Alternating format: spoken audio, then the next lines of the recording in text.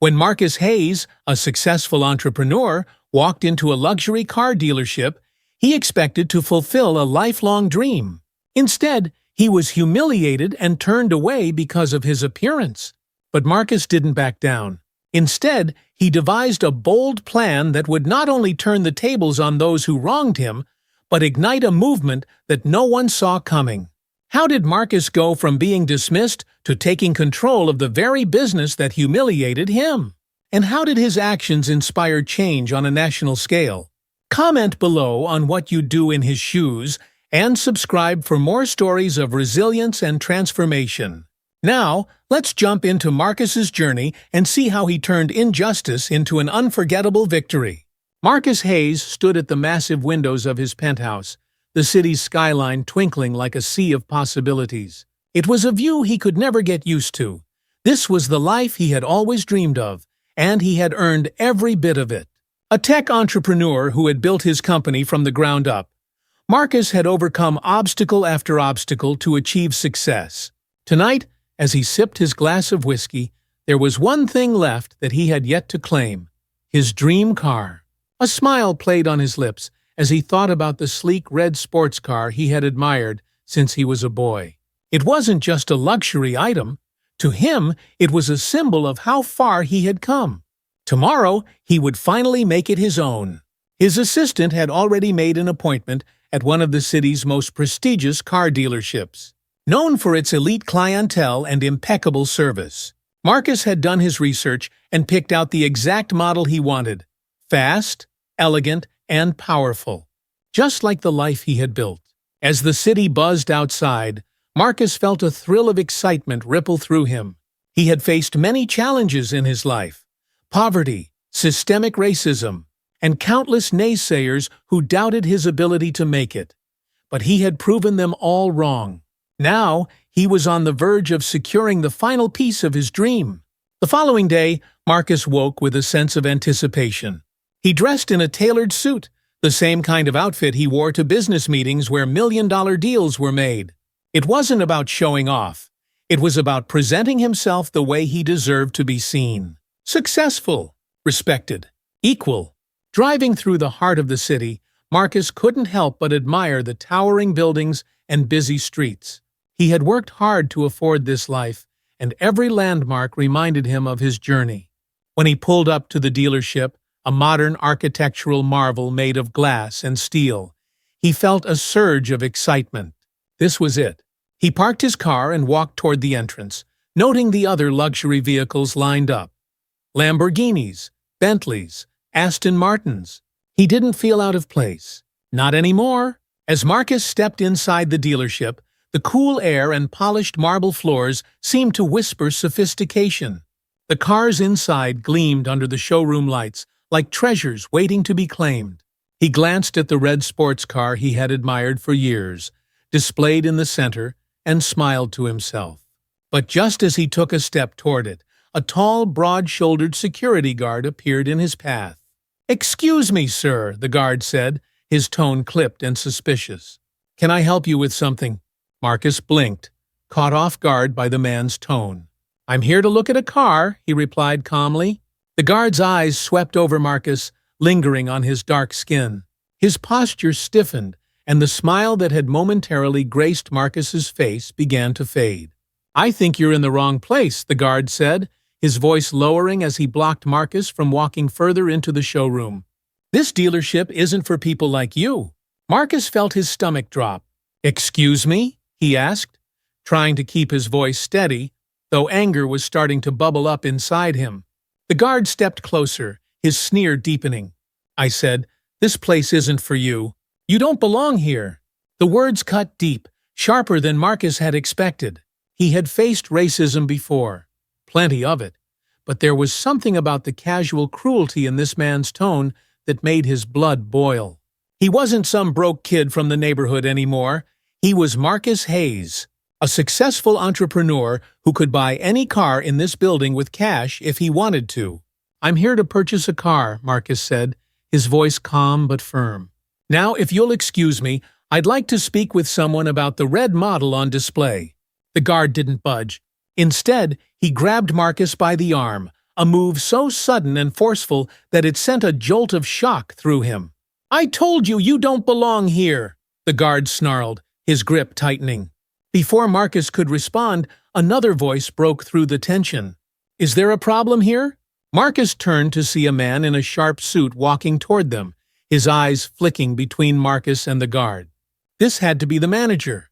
"I'm here to buy a car," Marcus explained, trying to maintain his composure. "But your security guard seems to think otherwise." The manager, whose name tag read John Carr, chuckled lightly as if he found the whole situation amusing. He gave Marcus a once-over, his smile thin and patronizing. "Look, buddy," Carr said, his voice dripping with condescension, "these cars aren't for everyone. Maybe you should check out a used car lot down the road."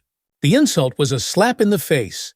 Marcus felt heat rise in his chest, but he didn't let it show. He had learned long ago that reacting with anger would only feed into their stereotypes. "I'm prepared to pay full price," Marcus said, trying one last time to cut through their bias with reason. Carr's smile widened, as if he had been waiting for this. "I'm sure you are, but let's be realistic," he said, crossing his arms. "You can't afford anything here, and even if you could, we don't cater to your kind." The words hung in the air like poison. A few employees nearby turned to watch, their expressions unreadable. Some of them exchanged glances, while others pretended not to notice. The tension in the room was palpable.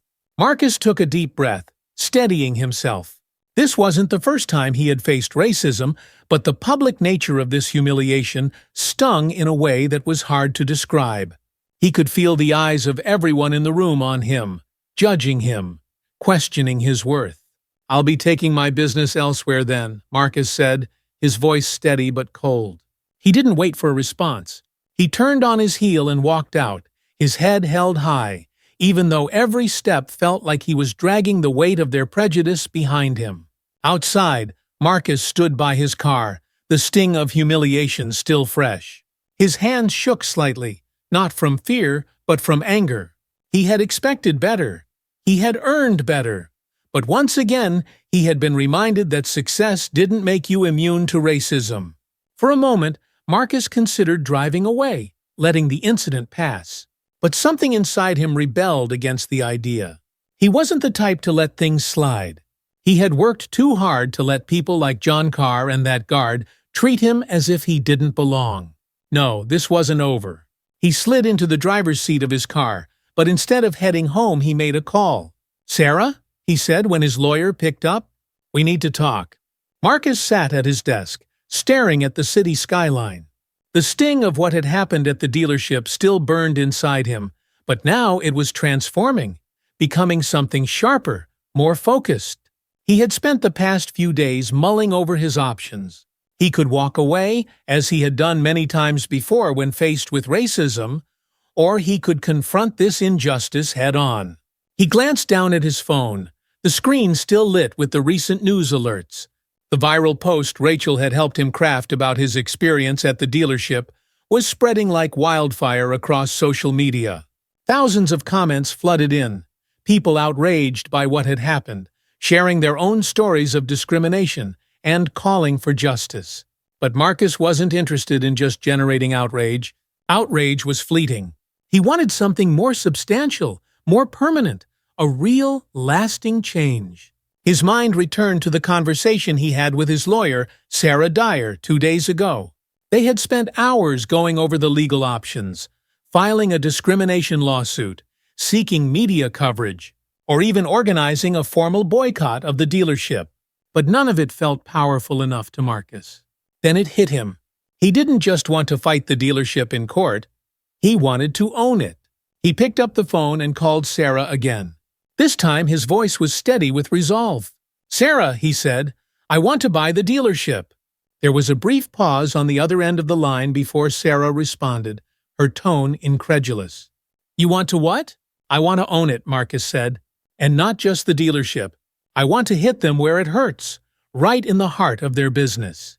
He could almost hear Sarah processing the weight of his words. She had always been supportive of his bold ideas, but this was another level. "That's ambitious, Marcus," she finally said. "But if anyone can pull it off, It's you. You know it won't be easy, though. Marcus leaned back in his chair, a determined smile creeping onto his face. I don't care if it's easy. I care if it's right. The following morning, Marcus gathered his inner circle in his office. Sarah, his lawyer, and David Shaw, his financial advisor. They sat around the large glass table that overlooked the bustling city below, each of them focused on the monumental task ahead. We need to approach this strategically, Marcus began. This isn't just about revenge. It's about setting a precedent. What happened to me happens to people every day, and it has to stop. David nodded, his face thoughtful. You're talking about more than just buying the dealership. You want to dismantle the systemic racism that lets these things happen. Exactly, Marcus said.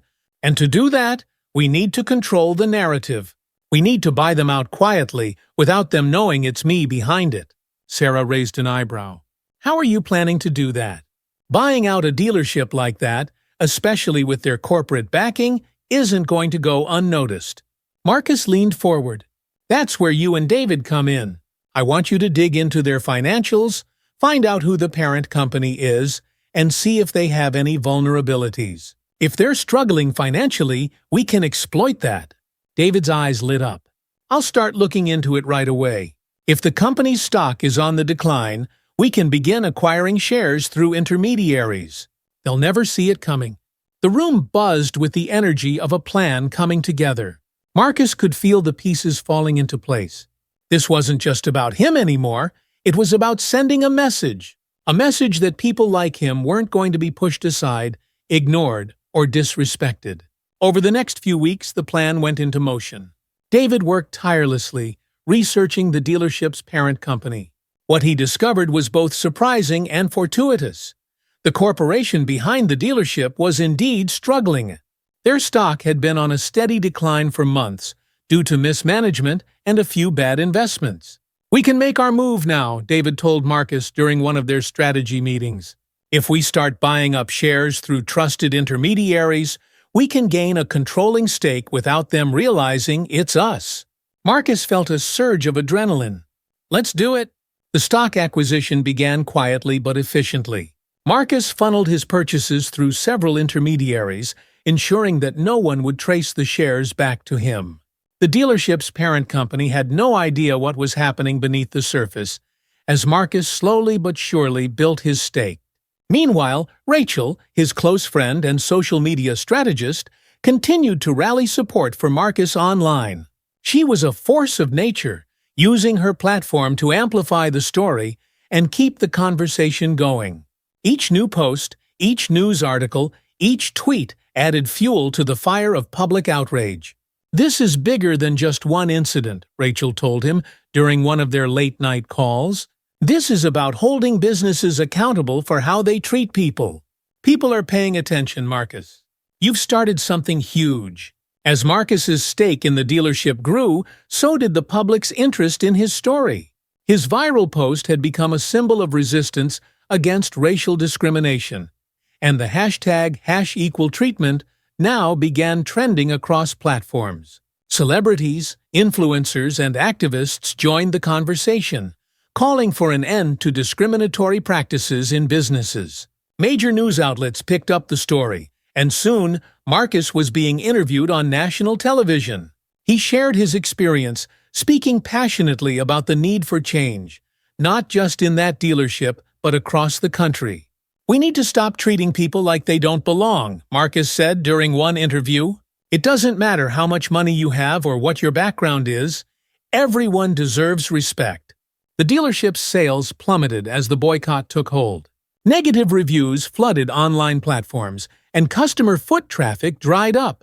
The company's executives scrambled to figure out what was happening, but they were blind to the silent acquisition happening behind the scenes.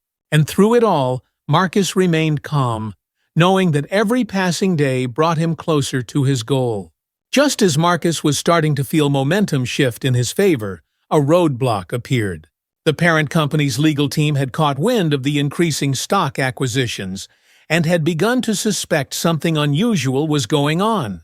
They moved quickly to halt any further purchases, tightening their control over the shares. Looks like they've figured out someone's trying to buy them out, David said grimly during their next meeting. "They're blocking all stock purchases from unknown sources." Marcus clenched his fists in frustration. "How much do we own right now?"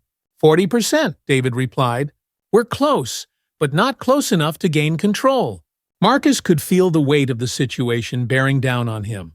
They had come so far, and now the door was closing. If they couldn't find a way around this obstacle, everything they had worked for would be in jeopardy. But then Sarah spoke up, her eyes sharp with determination. "We need a new angle. If we can't buy more shares, we need to expose them publicly. Their stock is already weak.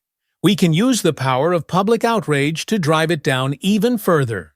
That might force them into a position where they'll sell." Marcus felt a glimmer of hope. "How do we do that?" Sarah smiled. "Leave that to me."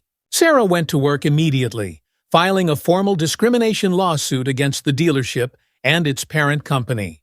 The lawsuit wasn't just about Marcus's individual case, it was a class action suit, representing dozens of other people who had faced similar discriminatory practices at dealerships across the country. As the lawsuit gained media attention, the dealership's reputation crumbled even further. News outlets ran stories about the company's long history of racial bias, interviewing former employees and customers who had experienced similar treatment. The public backlash was swift and severe. Stock prices began to plummet as investors lost faith in the company's ability to recover from the scandal. Marcus watched as everything began to unravel for the parent company. The plan was working. 2 weeks after Sarah filed the lawsuit, Marcus received a call from David. "We've done it," David said, excitement in his voice. "We've crossed the 50% mark. You now own the majority stake in the dealership." For a moment, Marcus was speechless. They had actually done it. After all the hard work, the setbacks, the sleepless nights, it had paid off. "I'm the owner," Marcus said quietly, letting the words sink in. David chuckled. "You are?" Marcus felt a rush of emotions: victory, relief, and the overwhelming sense that this was only the beginning. He had won the battle, but now came the real challenge: transforming the dealership into something that represented his values. Marcus sat in his office, a quiet sense of satisfaction spreading through him as he looked out over the city he'd worked so hard to conquer. The dealership's stock acquisition had been completed, and the lawsuit had hit the parent company hard. In a matter of weeks, he had gone from being humiliated in their showroom to owning a controlling stake in their business. It should have been a moment of triumph. But as Marcus scanned the latest news reports, a knot formed in his stomach. The public was still outraged about the discrimination lawsuit, but the parent company wasn't taking it lying down. They had launched a counterattack, filing their own lawsuit against Marcus, claiming defamation, and alleging that he had fabricated parts of his story to damage their reputation. "They're saying we staged this whole thing for media attention," Sarah explained during a tense meeting in Marcus's office. "They're trying to turn the public narrative around on us." Marcus clenched his jaw.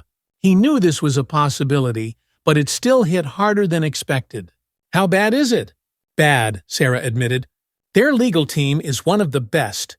They've planted seeds of doubt in the media, and some people are starting to question the validity of your story. We're losing ground in public opinion." Marcus slammed his fist onto the table, frustration boiling over. He had come so far, how could it all start unraveling now? David, who had been quiet throughout the meeting, finally spoke up. "We can fight this. We have evidence of what happened to you, Marcus. Witnesses, security footage. There's no way they can prove you lied." But Sarah shook her head. "It's not about evidence. It's about public perception. They're using this lawsuit as a smokescreen to distract from the real issue: systemic discrimination. They want to bury us in legal red tape while they quietly rebuild their image." For the first time since this all began, Marcus felt a wave of doubt wash over him. He had thought winning control of the dealership would be the end of the battle.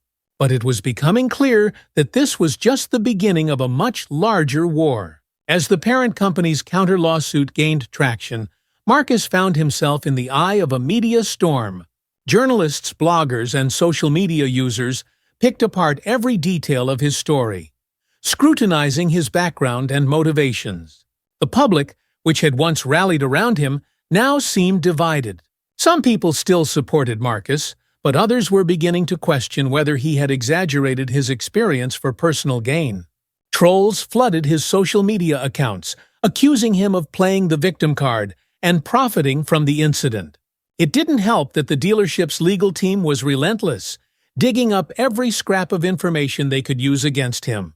They twisted harmless details from his past into salacious stories, trying to paint Marcus as a manipulator who had orchestrated the entire incident for his own benefit. The pressure began to take a toll. Marcus had trouble sleeping, his mind racing with thoughts of what might happen if the lawsuit went against him. His business, which had always been his sanctuary, began to suffer as he struggled to focus on his work. Even his personal relationships were strained. His closest friends and family were supportive, but Marcus could sense the growing concern in their eyes. They saw the toll the fight was taking on him, and they worried about how much more he could endure. Rachel, always his most vocal advocate, urged him to stay the course. "We can't let them win, Marcus. This is bigger than you. It's about everyone who's ever been told they don't belong. You can't back down now." But despite her words, Marcus felt the weight of the world pressing down on him. He had spent his entire life fighting to prove himself, to carve out a place where he belonged. And now, at the moment when he should have felt the most victorious, he felt more lost than ever. As the legal battles dragged on, Marcus's situation grew increasingly dire. His company was losing clients due to the negative press, and investors were getting nervous. Some of his employees, once loyal and steadfast, began to question whether they should stick by his side or jump ship before things got worse. But the hardest blow came when one of his own board members, someone Marcus had trusted for years, leaked confidential information about the company's finances to the media. The story painted Marcus as reckless and irresponsible, accusing him of jeopardizing the company's future by focusing on personal vendettas instead of business. The betrayal cut deeper than anything Marcus had faced so far. It wasn't just about the money or the reputation damage. It was the realization that even those closest to him could turn on him when the pressure became too much. Sitting in his office late one night, staring at the stacks of legal documents in front of him, Marcus felt the weight of everything crashing down. For the first time since the fight began, he wondered if it had all been worth it. He had wanted justice, not just for himself, but for everyone who had faced discrimination like he had. But now the cost was starting to seem too high. What if he lost everything? His business, his reputation, his dignity. Could he live with that? A single tear slipped down his cheek as he rested his head in his hands. Maybe it was time to walk away. Just when it seemed like things couldn't get any worse, Marcus received a message from an unexpected source. Jordan Wells, one of the young men who had reached out to him after his story went viral, sent him a letter. Jordan had grown up in a tough neighborhood, much like Marcus had, and had struggled to find his way in life. But after hearing Marcus's story, he had been inspired to pursue his dream of becoming an engineer. In the letter, Jordan thanked Marcus for his courage, telling him that he had shown people like him that anything was possible. "I never thought I could amount to anything," Jordan wrote. "But seeing you stand up to those people, knowing what you've been through and how far you've come, it made me believe I could do it too." The letter hit Marcus like a bolt of lightning. This was why he had started the fight in the first place. It wasn't about revenge or proving his worth to the world. It was about inspiring change, about breaking down barriers for the next generation. In that moment, Marcus realized he couldn't give up. Not now. Not when so many people were counting on him to be the voice they needed.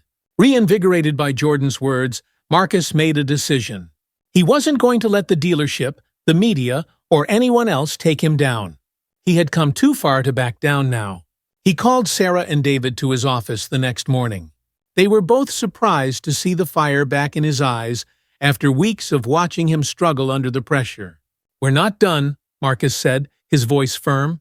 "We're going to fight this with everything we've got. And we're going to win." Sarah smiled, relief washing over her. "That's what I wanted to hear." Together they came up with a new plan. Sarah would push forward with the original discrimination lawsuit, but this time, they would involve other victims who had experienced similar treatment at dealerships across the country. They would show that Marcus wasn't an isolated case. He was part of a systemic problem that needed to be addressed. Meanwhile, Marcus took a more hands-on role in managing the dealership he now owned. He started by personally meeting with the employees, addressing their concerns, and laying out his vision for the future of the business. He made it clear that this dealership would no longer tolerate any form of discrimination, and that they would become a model for inclusivity and respect in the industry. As Marcus took control of the dealership and began turning it around, the public's perception started to shift once again.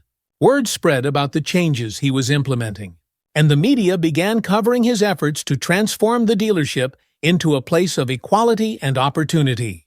Rachel continued to champion his cause on social media, rallying more and more people to support Marcus and the movement he had started. The tide was turning, and it was turning fast. Soon, the pressure became too much for the parent company to handle. Their stock continued to plummet, and they found themselves on the brink of financial ruin. They were forced to drop the defamation lawsuit against Marcus. Knowing that they couldn't afford to keep fighting a battle they were destined to lose. For the first time in months, Marcus felt like he was finally back in control. With the tide slowly turning back in Marcus's favor, the dealership was starting to regain its footing. Word about the changes he was making spread quickly, and the local community, inspired by his story, began showing support. People who had once dismissed the dealership as a symbol of elitism and prejudice now saw it as a place of transformation, a business taking bold steps toward inclusivity. But Marcus wasn't finished yet. The parent company that had tried to ruin him was still floundering. Their stock had continued to plummet, and their credibility was shattered by the class action lawsuit that Sarah had filed. Customers across the country were abandoning them, and their investors were growing restless. Marcus knew the moment had come to deliver the final blow. "David," Marcus said during one of their final strategy meetings, "it's time we take full control.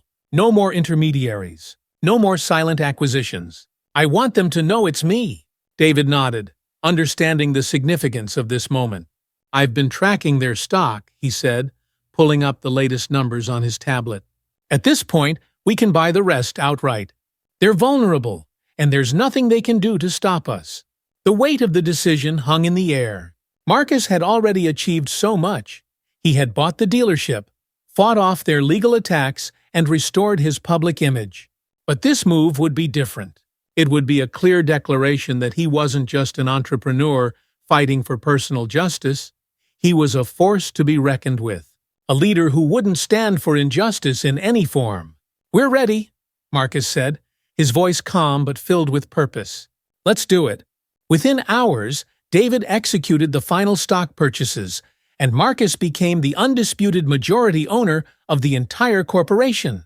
The parent company, once a powerful player in the luxury car market, was now under his control. 2 days later, Marcus held a press conference to announce the acquisition. The media frenzy surrounding the event was palpable. Cameras flashed, reporters shouted questions, and the nation watched live as Marcus Hayes stood before them, a man who had turned a moment of humiliation into a nationwide movement. He stood at the podium, taking a deep breath as he looked out at the crowd. Sarah and Rachel stood nearby, both of them smiling with pride. David was off to the side, nodding in approval. Marcus began to speak, his voice steady and strong. "A few months ago, I walked into a dealership, excited to buy a car that I had dreamed of owning for years. Instead of being treated with respect, I was humiliated, disrespected, and told that I didn't belong. I was told that people like me shouldn't expect to own the kinds of cars that were sold there." He paused, letting the gravity of the moment sink in. The reporters hung on his every word. "What happened to me wasn't just an isolated incident," Marcus continued. "It reflected a much larger problem, one that has persisted in this country for far too long. It's the belief that certain people don't deserve to be here, that they don't deserve success, wealth, or even basic respect. That belief is wrong, and it needs to change." The crowd murmured in agreement, the energy building in the room. I'm here today to announce that I have taken full control of the parent company that owns the dealership where I was discriminated against. I now hold the majority stake in this corporation. And with that power, I intend to make sure that what happened to me never happens to anyone else. Cameras flashed as Marcus's words ignited a wave of applause. The reporters scribbled furiously in their notebooks, eager to capture every moment. This dealership, and every business under its umbrella, will no longer tolerate any form of discrimination, Marcus declared. We will implement strict anti-discrimination policies, and we will hold ourselves accountable to the highest standards of equality and respect. From this day forward, these businesses will serve as beacons of inclusivity, not exclusion.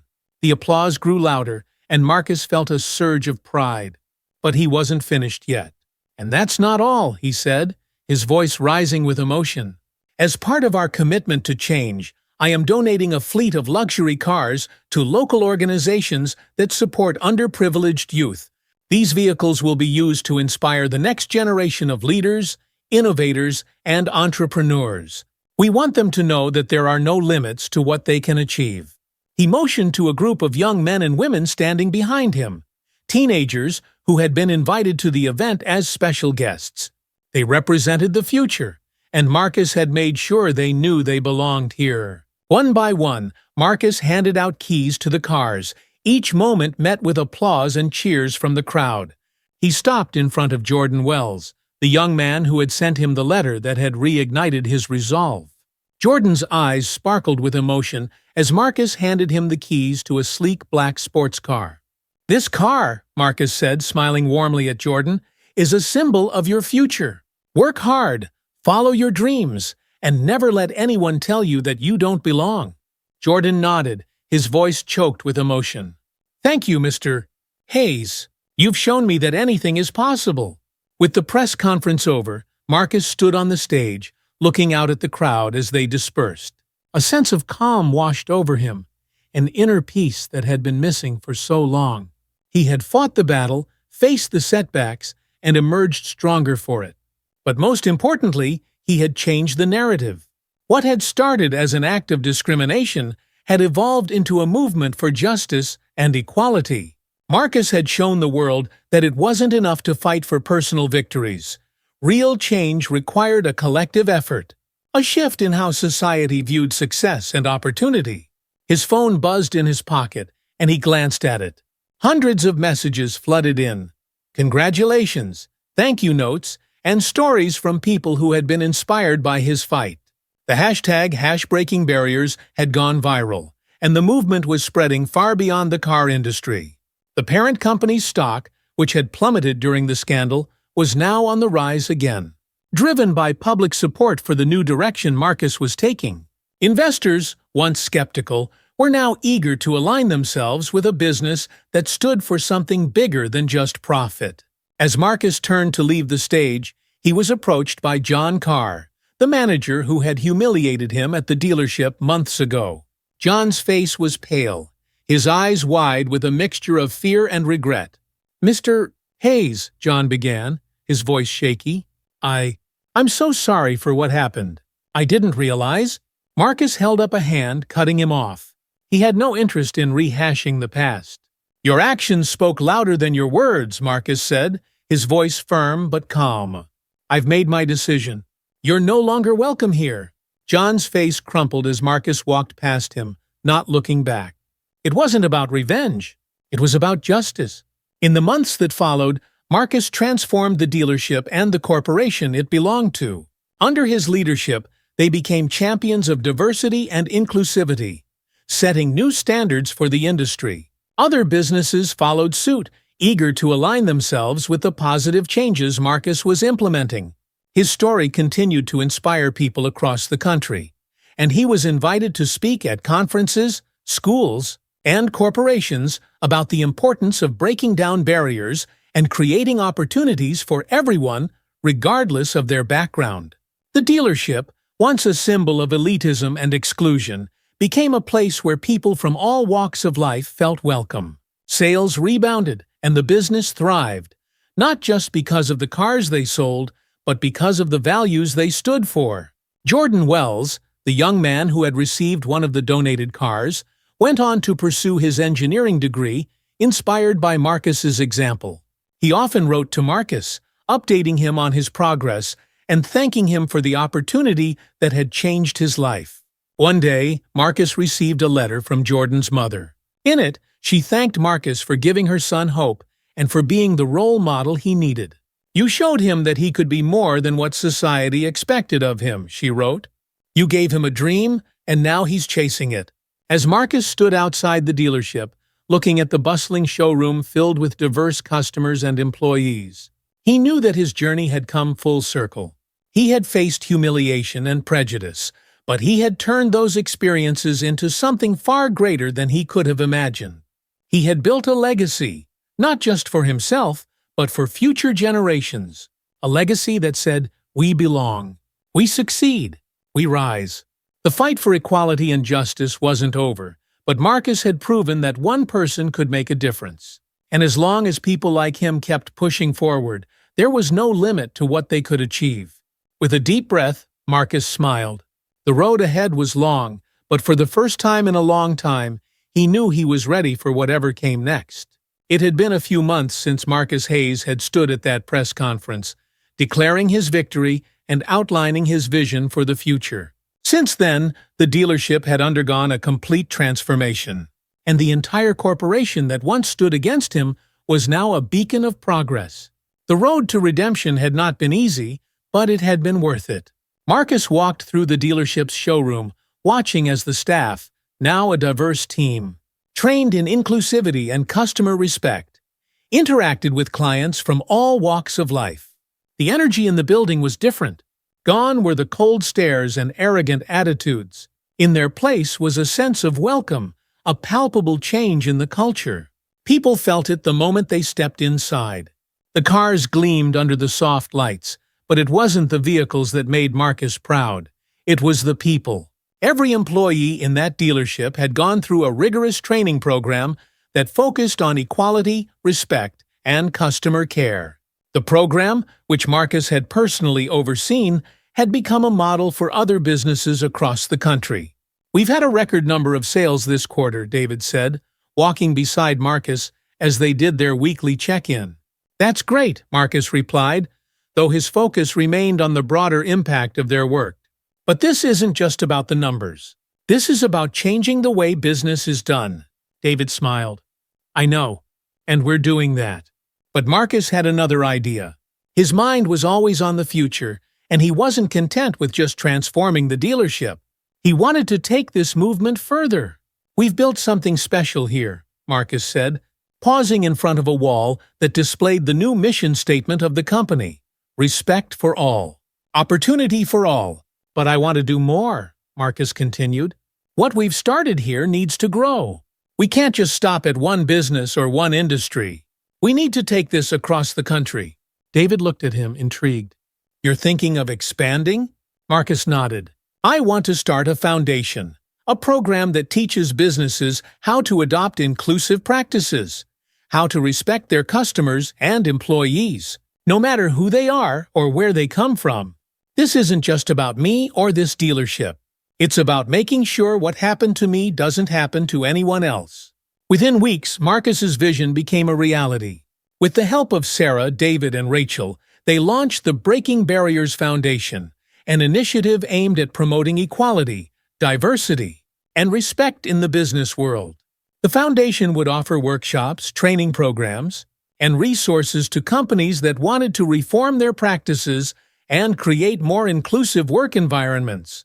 "We're not just telling companies what to do," Marcus explained during the foundation's launch event. "We're showing them how to do it, how to create spaces where people feel valued and respected, where diversity is seen as a strength, not a liability." The foundation's launch was met with overwhelming support. Corporations from across the country reached out, eager to participate in the workshops and seminars Marcus and his team had developed. Media outlets covered the story extensively, hailing Marcus as a leader in the fight for corporate accountability. But Marcus didn't stop there.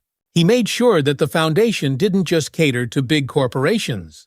He wanted to reach small businesses, nonprofits, and even schools. The goal was to build a generation of leaders who understood the importance of diversity and equality in every corner of society. One of the most rewarding moments for Marcus came when he received an email from Jordan Wells, the young man who had inspired him to continue the fight during his darkest days. Jordan had been accepted into an elite engineering program, thanks in part to the scholarship he had received from the Foundation's Youth Outreach program. Marcus couldn't help but smile as he read the message. "Mr. Hayes, I just wanted to let you know that I'm starting my first semester in the engineering program, and I couldn't have done it without your help. You showed me that it's possible to break through the barriers that hold us back. You've given me more than just a car, you've given me a future. Thank you for believing in me. Sincerely, Jordan Wells." Jordan wasn't the only young person who had been helped by the Foundation. Dozens of teenagers from disadvantaged backgrounds had joined the Foundation's mentorship program, where they were paired with professionals who helped guide them through their education and career paths. Seeing the tangible impact his work was having on young people like Jordan filled Marcus with a renewed sense of purpose. He had started this journey with a personal goal in mind, but now it was about so much more. It was about creating opportunities for others, about breaking down barriers so that everyone could achieve their dreams. As the Foundation grew, so did Marcus's influence. He was invited to speak at universities, business conferences, and even governmental forums about the importance of equality in the workplace and beyond. He became a sought-after voice in discussions about corporate responsibility and racial justice. But he always made sure that his focus remained on the work, not the accolades. During one such conference, Marcus stood before a packed audience of CEOs, entrepreneurs, and policymakers. The room was filled with some of the most powerful people in the business world, but Marcus spoke to them with the same clarity and passion he had shown from the beginning. "Business is about more than just profit," Marcus told them. "It's about people. It's about how we treat each other, how we create opportunities, and how we make sure that no one is left behind."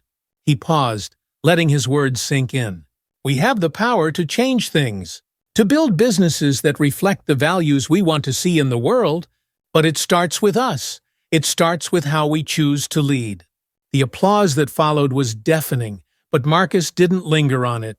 His message was clear. The work wasn't done yet.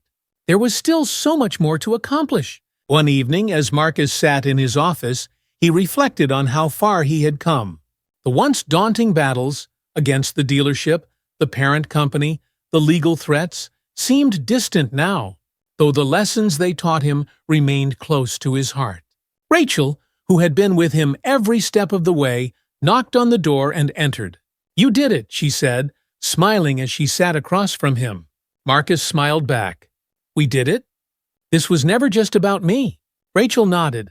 "True, but you were the one who stood up when no one else would. That counts for something."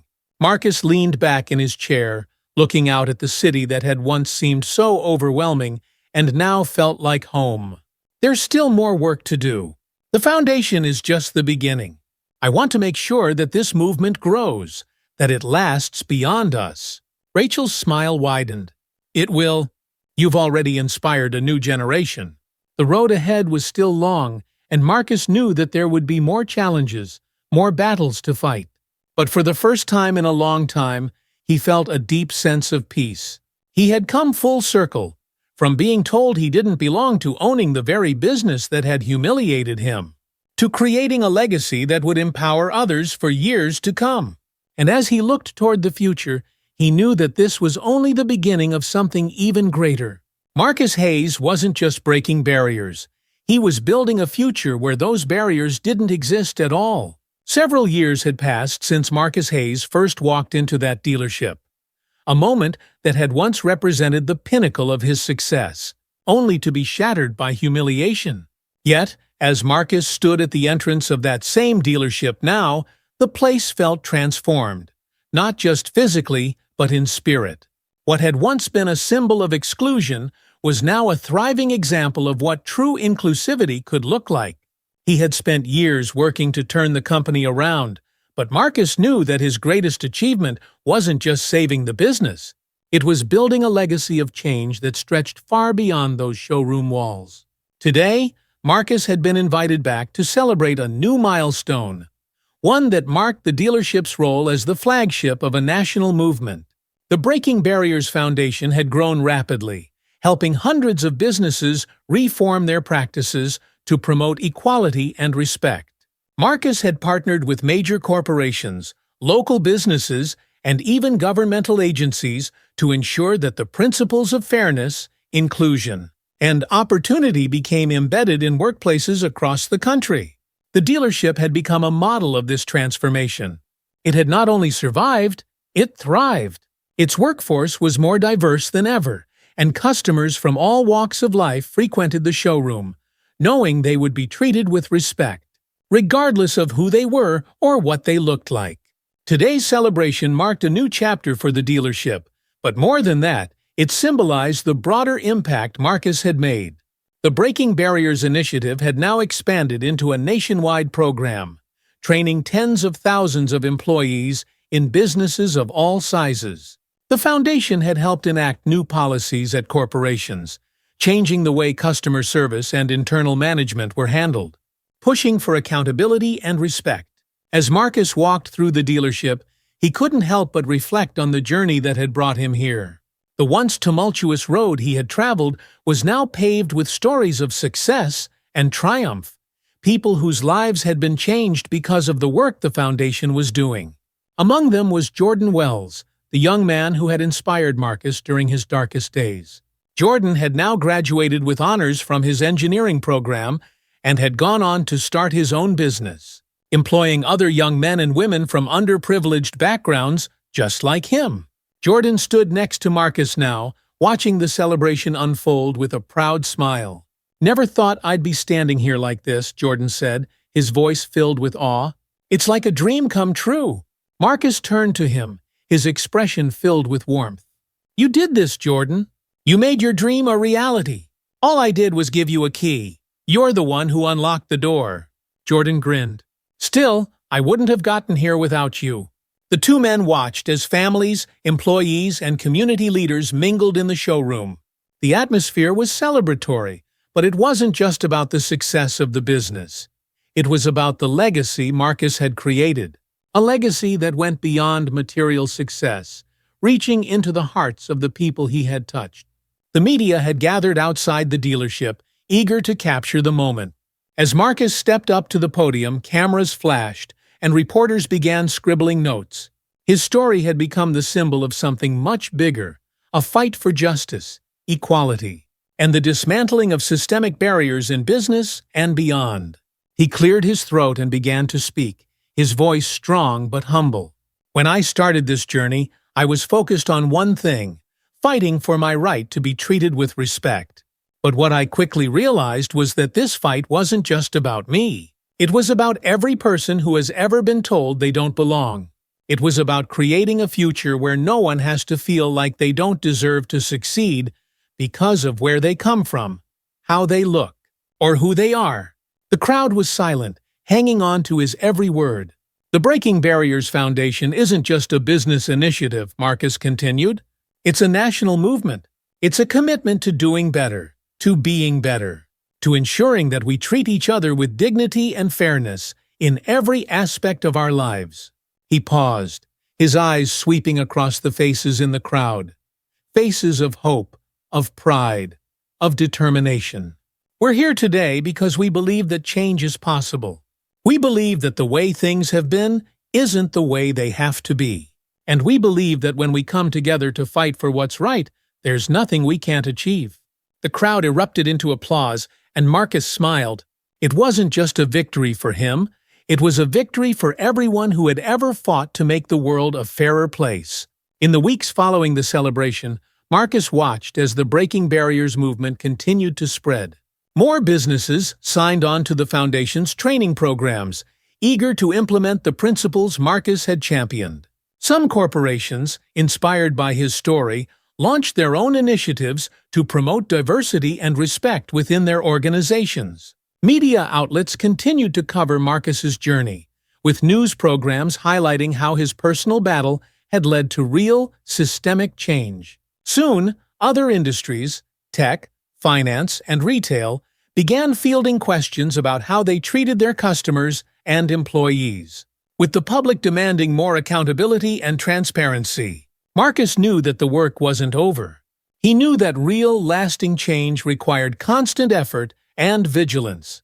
But as he saw the ripple effects of his actions spreading across the country, he felt a deep sense of satisfaction.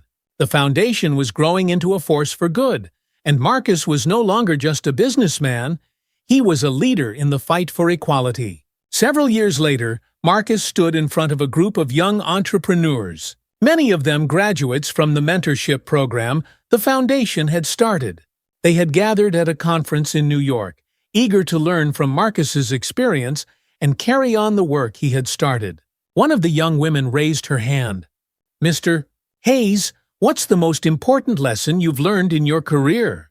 Marcus paused, thinking about how to sum up decades of experience into one simple lesson. He looked out at the young faces in front of him, people who were just starting their journeys, filled with hope and ambition. "The most important lesson I've learned," he said slowly, "is that success isn't about how much money you make or how many accolades you receive.